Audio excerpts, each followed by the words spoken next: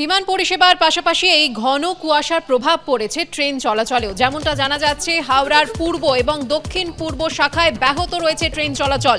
একাধিক দূরপাল্লা ট্রেন নির্ধারিত সময়ের অনেক দেরিতে ঢুকছে।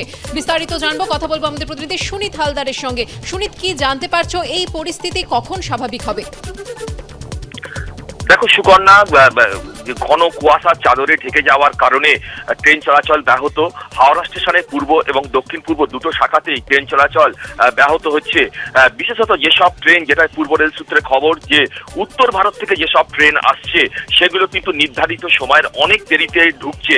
এবং শুধু তাই নয়, যেটা জানা যাচ্ছে যে 24 ঘন্টা পার হয়ে যাচ্ছে কিন্তু ট্রেনের দেখা নেই। যেটা পূর্ব রেল সূত্রে খবর, ডাউন পূর্বা এক্সপ্রেস যেটা গতকাল বিকেল 5টা নাগাদ ঢোকার কথা, সেটা আজকে বিকেল 5টা নাগাদ অর্থাৎ 24 ঘন্টা দেরিতে ঢুকবে। এবং ডাউন দুরন্ত এক্সপ্রেস যেটা গতকাল 5:35 ঢোকার কথা, সেটা আজকে বিকেল 5:30 নাগাদ ঢুকবে।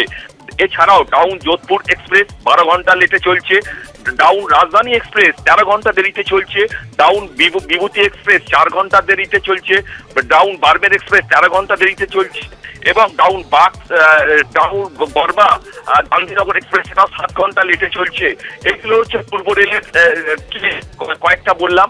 এছাড়া দক্ষিণ পূর্ব রেলেরও কিন্তু একাধিক ট্রেন নির্ধারিত সময় দেরিতে ঢুকছে। ডাউন পুরী এক্সপ্রেস যেটা ভোর 4:45 ঢোকার কথা ছিল হাওড়াতে, সেটা আজকে 6:15 নাগাদ সকালবেলা ঢুকেছে। ডাউন আজাদ হিন্দ এক্সপ্রেস যেটা ভোর 4:15 ঢোকার কথা ছিল, সেটা 9টা নাগাদ আজকে ঢুকেছে। এছাড়া ডাউন মুম্বাই মেল ভায়া নাগপুর যেটা সকাল 6:05 ঢোকার কথা ছিল, সেটা 10:20 ঢোকার কথা আছে। অর্থাৎ পূর্ব এবং দক্ষিণ পূর্ব দুটো শাখাতেই কিন্তু ট্রেন চলাচল ব্যাহত।